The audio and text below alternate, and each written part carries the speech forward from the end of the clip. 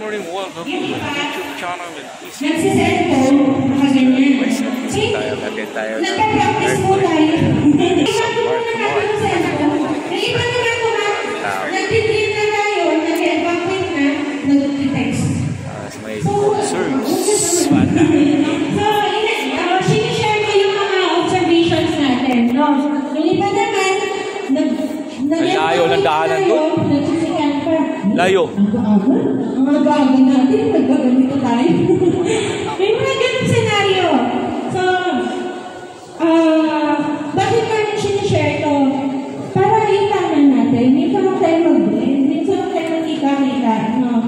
And then, paano ba yung proper way natin ang back-of-brain hold? So, tatakpan natin yung bato at saka yung ulo. Ito tayo. So, dapat lahat, please, humingi po ako sa inyo ng cooperation. Sana lahat na may proper back-of-brain hold tayo. Para makita sa picture na maayos yung back-of-brain hold natin. Okay, clear. Nakuha po natin yung point natin. So, practice natin. Siguro yung iba, sana yung iba mag-isipin, aga-aga naman. Ginagawa ko dito. Ibig sa tutulog pa ako. Ma'am, pareho lang tayo. Ako din, kami din. No. So, yun, makikisuyo po kami. And then, ano pa yung dapat natin nalaman? At least, 2 far exits dapat pag-aralan natin kung saan. Alam ba natin lahat kung saan lahat ng far exit? Alam ba? Hindi eh. Tatakbo lang kayo sa ano eh. Basta kung saan na. So, kapag totoong buhay, syempre, ang tatakbuhan natin yung nearest exit. Okay? Nearest exit.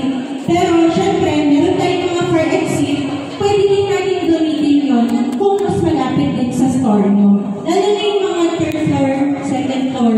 Yan.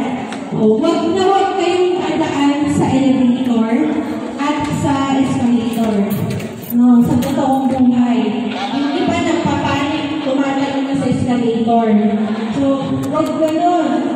Okay? So, makikita natin yung mga dapat natin i-improve and i-practice during drill. So, hindi tayo pupunta dito na makikicompliance na. For compliance, para hindi ma-10 may penalty. Okay? So, i-check na lang kung ano si Fernando.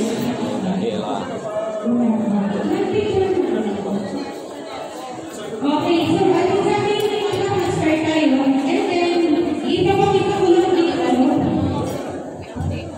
Meron po tayo ulit Pagod lang po, sinabi mong takbo. after po ng dream natin doon sa assembly. Ayun, may ilaw din. Yan nakikita nila yung Dahil na madilim, ngayon may ilaw na. Wapo nakikita lang wapo. So yun, ito yung first natin mamaya. After po ng dream doon sa assembly point natin sa may motek malapit na parking, doon tayo magtitipon-tipon. Ipapaka-scan na namin to for your attendance na rin and then yung survey natin. No? So, kailangan fill up tayo dito para ma-consider natin sa attendance nyo. And additional doon sa hard copy na attendance natin na nag-in kayo. Okay, clear po tayo doon. So, paano ba yung scenario natin? So, meron tayong in case lang magkaroon ng 7.3 magnitude. So, yun yung scenario natin. 7.3. Ngayon, tanongin mo sa sarili mo, ano ang gagawin mo? Kung sakaling nandun ka sa time na yun. Ano ang gagawin mo? Naalala mo yung earthquake sa Bogos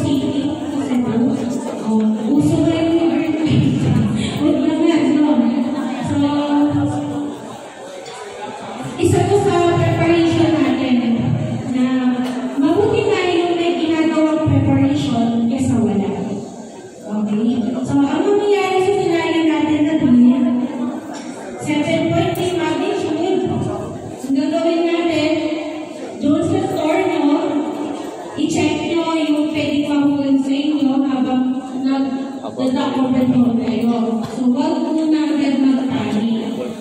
Okay? And